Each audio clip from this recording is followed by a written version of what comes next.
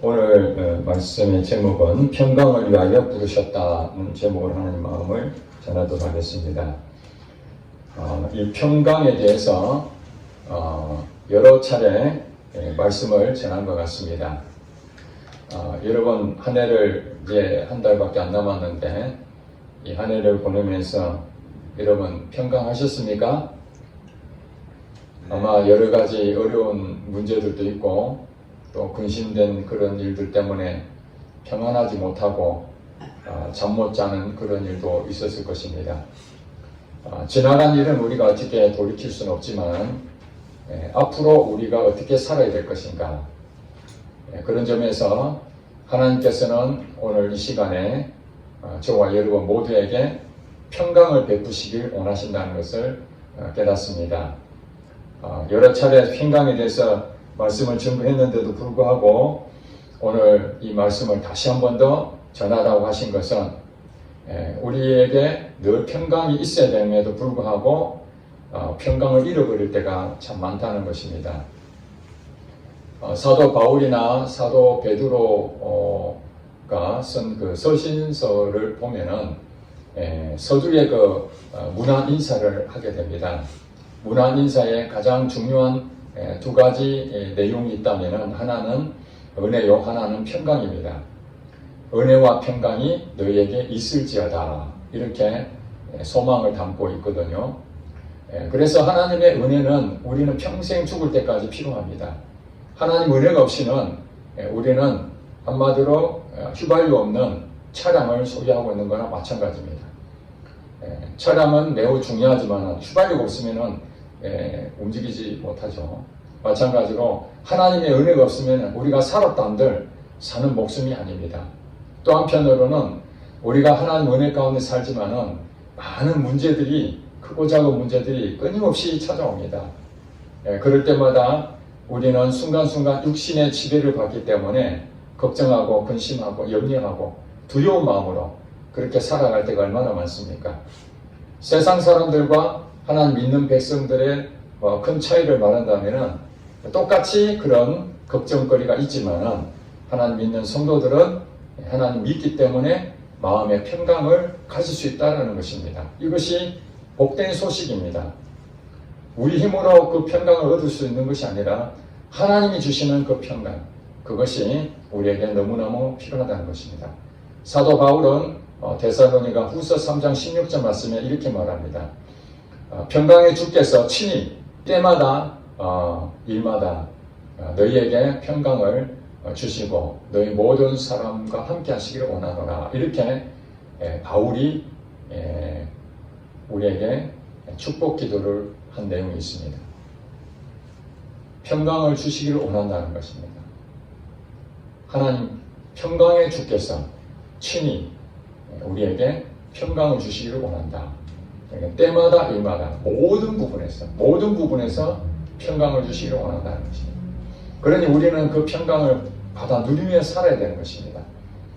천국 백성으로서 이 땅에 부르셨는데 하나님은 평강을 누리지 못하고 늘 근심하다가 죽는다면 그 사람은 어리석은 사람이고 불행한 사람입니다. 그래서 오늘 본문에도 보면은 골로새 성도들에게 사도 바울이 그렇게 말합니다. 15절에 보니까 그리스도의 평강이 너희 마음을 주장하게 하라. 너희는 평강을 위하여 한 몸으로 부르심을 받았나니 너희는 또한 감사하는 자가 되라. 그리스도의 평강이 너희 마음을 주장하게 하라. 너희는 평강을 위하여 한 몸으로 부르심을 받았나니, 이렇게 말하고 있습니다.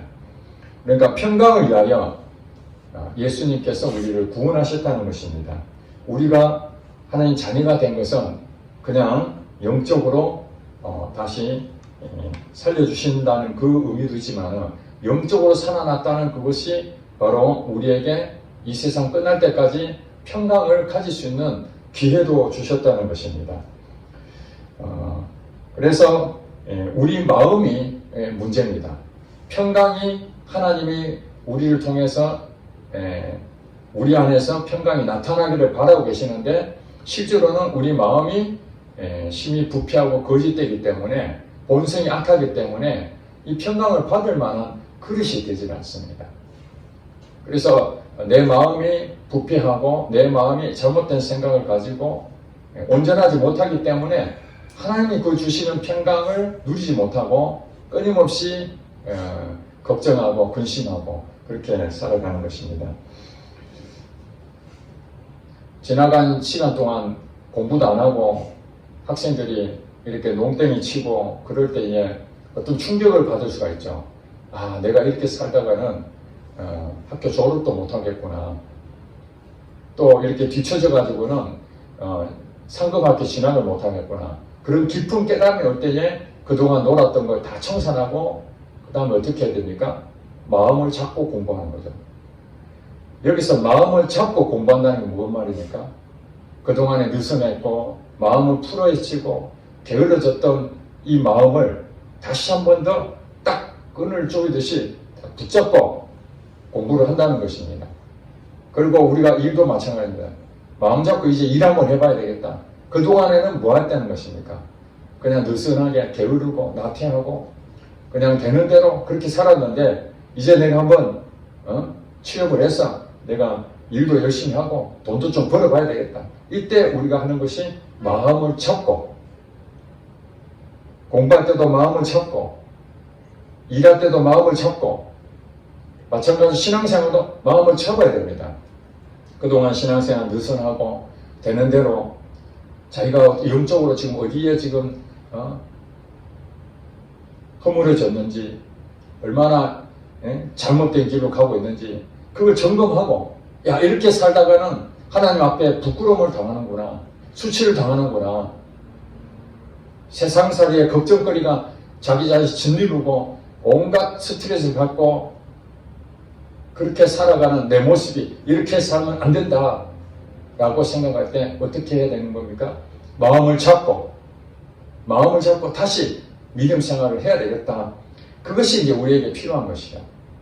그런 점에서 이 평강이라는 것은 하나님께서 우리에게 때마다 일마다 주시기를 원하고 계시지만은 우리가 받을 그런 마음 자세가 되어 있지 않다면은 그것이 아무리 주고 싶어도 하나님께서 인격적인 하나님이시기 때문에 그것을 우리가 얻을 수가 없습니다. 그러므로 사도 바울은 저와 여러분에게 오늘 15절 말씀을 다시 말씀합니다. 그리스도의 평강이 너희 마음을 주장하게 하라. 우리의 그 마음이 느슨해지고 바르지 못하고 자기 중심으로 살았던 이 마음을 자기 스스로 컨트롤할 수가 없다는 거예요. 컨트롤할 수가 없기 때문에 나는 걱정하지 않고 나는 스트레스도 받지 않고 나는 온전히 그렇게 평안한 마음으로 살아야 되겠다. 그렇게 수없이 결심하지만은 그러나 자기가 감당하지 못할 그런 문제들이 오게 되면은 자신도 모르게 마음이 근심으로 바뀌게 됩니다.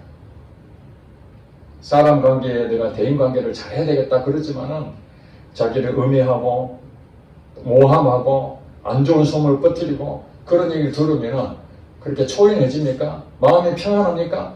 그렇지 않잖아요.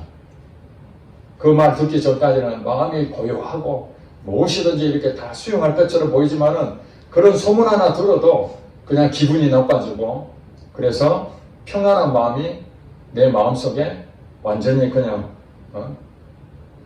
바닷물에 파도 치듯이 계속해서 좋지 않는 그 물결이 흔들리는 그게 느껴지게 됩니다. 그럴 때에 이 마음의 평강이 없어지는 이 모습 보고 우리는 어떻게 해야 됩니까? 그 방법을 설명하고 있습니다. 그리스도의 평강이 너희 마음을 주장하게 하라. 내가 내 자신을 컨트롤할 수 없으니 이제는 누군가의 도움이 필요하잖아요. 내가 내 스스로 감당하지 못한다면 누군가 나보다 더 힘이 있는 그런 능력의 사람을 통해서 공급을 받아야 되거든요. 그래서 성경에서는 바로 그리스도의 평강이 너희 마음을 주장하게 하라. 주장하라. 주장한다는 말이 무엇입니까? 그것을 지배하는 것이고 그것을 다스리는 것이고 통제하는 것입니다.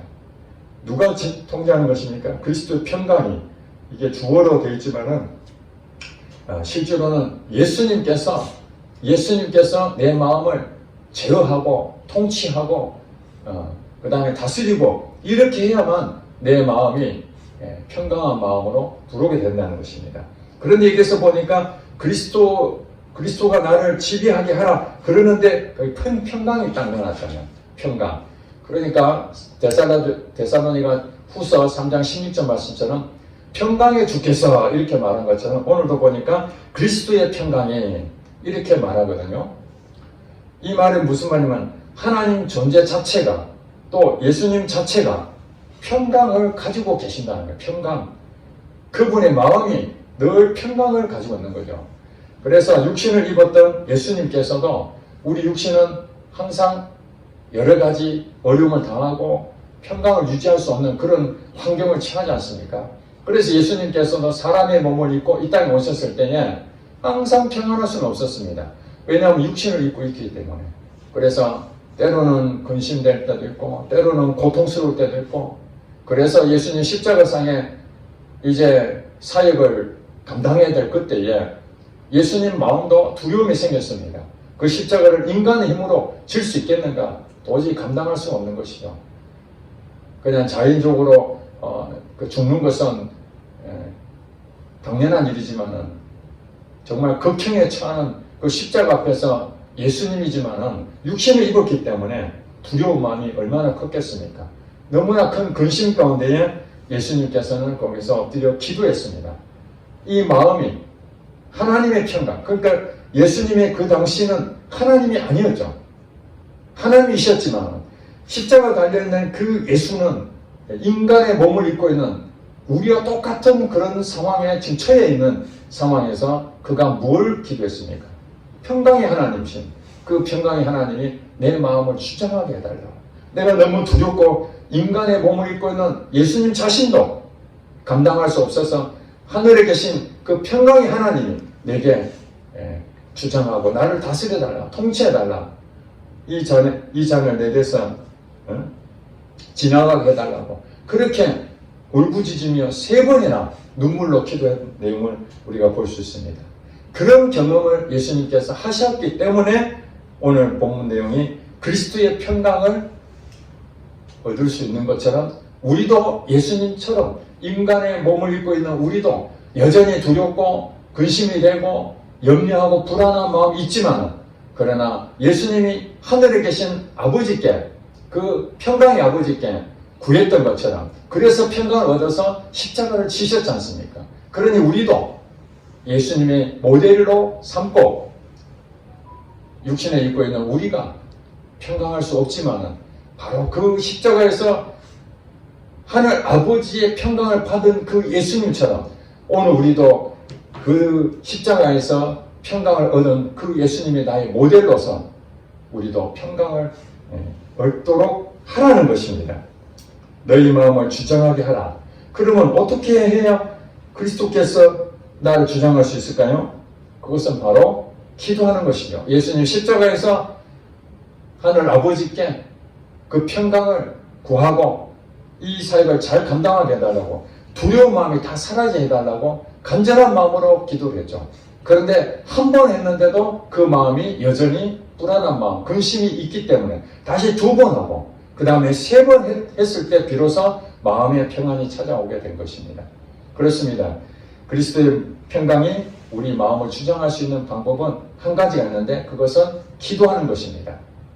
기도하는데 한 번 해서 되는 것이 아니라 또 마음이 근심이 되면 또 기도해야 되고 그럼에도 불구하고 또 근심이 나오면 또 기도해서 완전하게 이제는 내 마음에 근심이 다 사라지고 하나님의 그 주신 그 평안이 내게 임했을 때 비로소 그 기도는 멈춰도 된다는 것입니다. 그것이 사인이게 되겠죠.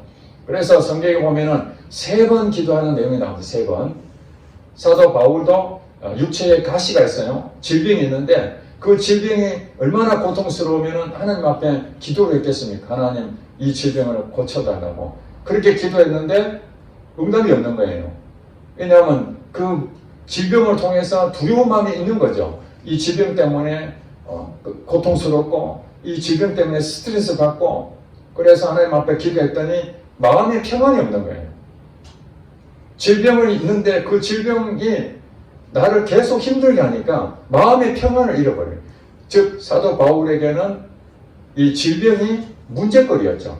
그 문제 때문에 마음에 그 기쁨이 없어지고 마음의 평안이 없기 때문에 예수님처럼 십자가 달리신 그 예수님처럼 자기도 하나님 앞에 기도하는 것입니다. 그리스도의 평강에 내 마음을 주장하게 해달라고, 지금 이 질병 때문에 너무너무 고통스럽다고 그렇게 기도하는데 아무런 응답이 없는 겁니다. 그러니까 사도 바울은 한 번으로 끝나는 것이 아니라 또 기도를 해서 그렇게 해서 3번을 기도했습니다. 3번을 기도했는데 성경에 보니까 나았습니까? 안 나았습니까? 안 나았습니다. 육체의 질병은 그대로 있는데 우리의 약한 데서 하나님이 강한 능력이 나타난다. 내 은혜가 네게 족하다. 그렇게 하나님께서 가시 같은 이 질병을 사라짐으로써, 문제를 사라짐으로써 이제 그 문제가 없으니까 근심거리가 없어졌잖아요. 그래서 평안을 주실 때도 있지만 이 사도 바울처럼 육신의 질병은 그대로 있는데도 불구하고 하나님 말씀으로 내 은혜가 약한 데서 온전해진다. 그러니 거기에 대해서 두려워하지 마라. 하나님의 평강이 딱 들어오니까 육체의 가시는 그대로 있는데 마음이 평안이 와버린 거예요. 그러니 즉 이 질병은 문제거리가 될 수가 없는 것입니다. 그래서 우리가 질병을 걸렸을 때에 하나님의 방법이 2가지라는 걸 알 수 있습니다. 예수님을 통해서 치유가 나타나고 그래서 많은 병자가 이렇게 진 적이 있지 않습니까? 하나님께서 그 육체의 질병을 없애줌으로써 마음의 평안이 찾아오게 하는 게 하나 있고, 또 한편으로 사도 바울처럼 육체의 질병은 여전한데 그러나 근심했던, 이 질병 때문에 근심했던 마음은 완전히 사라지고 육체는 그대로 질병을 가지고 있지만 마음의 평안이 올 때도 있다는 것입니다. 그러니 우리는 기도할 때 2가지 부분이 언제든지 하나님이 이걸 주실 수도 있고 저걸 주실 수도 있기 때문에 반드시 내 몸이 100% 나아야만 내 마음이 평안이 온다고 생각할 것이 아닙니다. 어떤 사람은 마음의 평안을 오는 것이 하나님께서 그 육체를, 질병을 완전히 없애줌으로써 평안이 오는 경우도 있지만, 또 어떤 사람에게는 사도 바울처럼 육체의 질병은 그대로 있지만 내 마음에 걱정하지 마라, 근심하지 마라, 나를 믿으라. 이 질병은 너를 생명을 조금 더 해할 수가 없다. 너가 교만하지 않기 위해서 그 육체의 가시를 줄 수밖에 없는 내 마음을 이해해달라. 그러면 그 말씀을 듣고 육체의 가시는 그대로 있지만 마음의 평안이 온다면 결국 이 육체의 가시 있던 이 질병이 없어지지 않았지만 마음의 평안이 왔기 때문에 그는 하나님의 평안을 얻게 되고 그 마음을 다스림을 받게 되기 때문에 그 사람은 천국을 누릴 수가 있는 것입니다. 그래서 이게 보니까 너희는 평강을 위하여 한 몸으로 부르심을 받았나니, 그러니까 우리를 부르심을 주신 이유는 우리를 구원하셨는데 영혼이 살아난 것은 그냥 영혼이 살아나서 뭐 어떡하겠다는 거예요. 그 영혼이 살아난 것은 우리가 어떤 문제거리가 있든지, 육체에 가시든지 아니면 여러분의 삶의 일상생활에 어떤 먹고 사는 문제든지, 또 직장생활에 어떤 문제가 있든지, 어떤 사회생활이든지 간에 때마다 일마다 여러분이 항상 평강을 유지를 해야 되는 것입니다. 이 평강은 평안하고 그러니까 2가지로 이렇게 나눠서 쓰고는 있지만은 사실 국어사전 찾아보니까 같은 말로 되어 있더라고요. 평강이나 그 다음에 평안이나 같은 의미. 이스라엘 나라에서는 이 평안을 히브리어로 샬롬이라고 그러죠. 샬롬. 우리나라는 아침에 이제 인사하면은 밤새 안녕하셨습니까? 무탈하셨습니까? 그런 인사말이잖아요. 안녕하십니까? 그처럼 이스라엘 백성들은 샬롬, 하나님의 평강이 지금 너희에게 있느냐? 너의 마음이 근심 걱정 그럴 수 있는 환경이지만 오늘도 하나님의 샬롬으로 살아라. 샬롬. 그들은 광야 생활에서 40년 동안 얼마나 힘든 시간을 보냈겠습니까? 그 환경이 좋은 환경은 평안한 환경은 아니잖아요. 그럼에도 샬롬 하면서 그 환경은 나를 힘들게 할 수 있지만 지배할 수가 없다. 하나님의 평강이 내게 임하면 그 환경조차도 나를 어렵게 만들 수가 없다는 것입니다. 이것이 예수 믿는 사람들에게 놀라운 특징 중에 하나입니다. 예수 믿는 이유가 질병이 다 사라지고 돈도 많이 벌고 걱정거리가 하나도 없고 그렇게 행복하게 살면은 남들이 볼 때 야, 예수 믿어야 되겠다 그렇게 생각할지 모르지만 사실은 우리가 그렇게 되면은 아무도 하나님을 깊이 인식하지 못할 것입니다. 평안한 일이다. 아무 일이 어려움이 없는데 하나님을 찾겠습니까? 하나님은 가나안 땅을 주시기 원하지만 광야를 통해서 가나안에 대한 정말 젖과 꿀이 흐르는 땅이 정말 소중하구나 하는 것을 이 광야라는 것을 통해서 얻게 만드시거든요. 그래서 하나님께서는 우리에게 근심과 걱정과 두려움과 불안한 것들이 때로는 우리에게 힘들지만 그것을 이렇게 허락하신 이유가 하나님께서 주시는 이 평강이 얼마나 소중한지를 깊이 깨달으라고 그렇게 하시는 것입니다. 그래서 여러분들이 사회생활 할 때에 그냥 아무 일 없이 편안하게 그렇게 산다고 여러분이 그것을 소망할 것이 아니라 어떤 어려움이 온다 할지라도 그것은 내게 광야를 통해서 가난을 주시는 그 하나님의 그 은혜, 에레미야 29장 11절 말씀처럼 너희를 향하신 나의 생각을 내가 아나니 평안이요 재앙이 아니니라 너희에게 미래와 소망을 주시기 원함이라 이렇게 말씀하신 것처럼 우리 사회생활하면서 직장에서 일어나는 모든 크고 작은 그런 일들, 가정에서 일어나는 일들, 교회에서 일어나는 일들, 또 나라를 볼 때에 일어나는 크고 작은 좋은 일도 있고 나쁜 일도 있고 참 별의별 일이 있지 않습니까? 그럴 때마다 여러분들이 편안하게 살 수 있는 방법은 없습니다. 그저 편안하게 살 수 있는 방법은 무덤에 있는 그 사람밖에 없습니다. 죽어서 무덤에 들어가 있는 사람은 이 세상의 모든 환경하고 관계가 끊어져 있기 때문에 그 사람은 편안하게 그냥 잠자듯이 있을 수 있습니다. 그러나 우리가 살아있는 우리들은 크고 작은 여러 가지 부분들을 만나기 때문에 그럴 때에 우리는 어떻게 살아야 된다고요? 천국을 누리며 살아야 되는 거죠. 예수님이 없으면 천국을 누릴 수가 없습니다.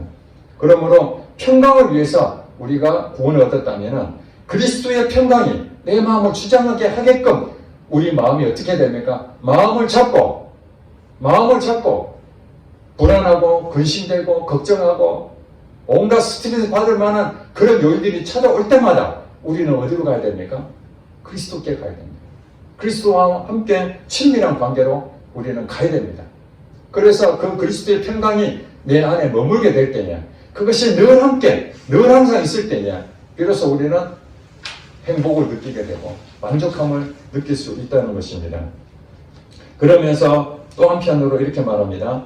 부르심을 받았나니 너희는 또한 뭐하는 자가 되라? 감사하는 자가 되라. 감사하는 자가 되라. 이것이 열매입니다. 여러분들이 근심, 걱정, 두려운 마음이 있는데 어떻게 감사하는 마음이 나오겠습니까? 그거는 모순적인 얘기입니다. 억지로 학습적으로 정말 마음이 불안한데 감사하라고 하니까 할 수 없이 감사합니다. 감사합니다. 안 그러면 맞아 죽을 것 같으니까 위에서 시키니까 할 수 없이 그렇게 말할 수는 있지만 진정으로 자기 삶 가운데에서 터져 나오는 그 탄성 자기 마음이 너무너무 기뻐서 막 평강이 넘치기 때문에 나타나는 그 표현이 바로 감사라는 거예요. 감사. 그러니 한 해 동안 여러분들 이제 얼마 남지 않은 한 해 마무리해야 되는데 여러분 인생을 돌이켜볼 때에 감사가 많이 나왔다는 얘기는 그 감사는 여러분이 평강을 얻었을 때 나타나는 그 열매라는 것을 생각하시기 바랍니다. 새해에 여러분들이 어떤 계획을 세우고 있습니까? 그 계획대로 잘 될 수도 있지만 때로는 그것이 잘 안 될 때도 있고 또 2025년도를 여러분 예상하지 못한 일들이 여러분 주어진 것처럼 2026년도에도 여러분의 생각하지 못한 일들이 겪을 수가 있습니다. 이 나라에도 또 여러분 가정에도 여러분 일터에도 우리 교회에도 여러분이 살아있다면 예상치 못했던 그런 것들을 딱 만났을 때에 우리는 어떻게 살아야 됩니까? 평강이 내게 늘 있어야 되는가? 이걸 여러분들이 항상 질문하셔야 됩니다. 아침에 일어나자마자 하나님 오늘 평강으로 살게 해주세요. 이스라엘 백성들이 샬롬하고 이웃들하고 같이 인사 나눈 것처럼 여러분 자신이 하나님 앞에 서서 하나님 오늘도 샬롬하게 해주세요. 오늘도 샬롬하게 해주세요. 하나님 내 마음에 평강이 있게 해주세요. 그리고 하나님 은혜가 있게 해주세요. 그래서 은혜와 평강이 쌍두마타처럼 두 바퀴처럼 은혜와 평강이 오늘도 그리스도로 계속 부어지게 해달라고. 그래서 내 마음이 흔들리지 아니하고 좌로나 우로나 흔들리지 아니하고 근심 걱정될 수밖에 없는 그런 환경이 온다 할지라도 하나님 오직 하나님만 바라보고 살게 해주세요. 그리고 오늘 잠자리 들 때는 오늘 하루에 주신 것을 감사합니다. 감사합니다. 이 고백을 한다면 여러분은 2026년도 아무리 높은 목표를 세우고 그걸 달성한다 할지라도 그게 성공이 아니라는 거예요. 여러분이 얻는 것들 지금보다 더 많은 것을 얻는다 할지라도 그것을 세상 사람들은 더 많이 얻었으니까 그걸 성공이라 말할 수 있을지 모르지만은 그것이 행복을 주는 것은 아닙니다. 필수 조건은 아닙니다. 그러나 하나님께서 말씀하신 필수 내용은 뭐냐면은 우리가 어떻게 살든지 지금보다 재정적으로 더 어려워져 있을 수도 있고 지금보다 건강이 더 나빠질 수도 있고 지금보다 더 힘든 일들을 겪을 수도 있습니다. 그러나 연말 가서 여러분들이 마음에 늘 평안이 있다는 것이 고백이 되어지고 그것이 감사로 표현될 수가 있다면 여러분들은 하나님 앞에서 부끄럽지 아니하고 잘했다 착하고 충성된 종아 내 즐거움에 참여할지어다. 그걸 여러분에게 보상을 받는다는 것입니다. 그리고 16절에 보니까 그리스도의 말씀이 너희 속에 풍성히 거하여 모든 지혜로 피차 가르치며 권면하고 시와 찬송과 신령한 노래를 부르며 감사하는 마음으로 하나님을 찬양하고 또 무엇을 하든지 말이나 일에나 다 주 예수의 이름을 하고 그를 힘입어 하나님 아버지께 감사하라. 그렇게 말했습니다. 그리스도의 말씀이 너희 속에 풍성히 거하여 그러니까 예수님이 나를 지배하고 다스리고 이렇게 한다는 것은 또 다른 말로 하나님의 말씀이 나를 이끌어가는 거죠. 하나님 말씀은 내 발의 등이요 내 길의 빛이라고 했으니까 하나님 말씀이 내 인생 길을 좌표로서 이렇게 인도해 가는 거예요. 그러니까 풍성히 거한다는 말이 무엇입니까? 그 말씀이 전부 다 내게 살이 되고 피가 되어서 이제 한 몸이 되어가지고 어떤 일을 하더라도 그 말씀으로 능히 이겨내는 거예요. 여러분 말씀이 없다면 근심 걱정 두려움 왔을 때 어떻게 이겨내겠습니까?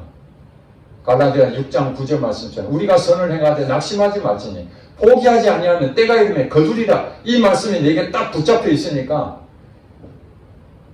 낙심되고 근심되는 그때마다 그렇지 갈라디아 6장 9절 말씀이 내게 있느니라.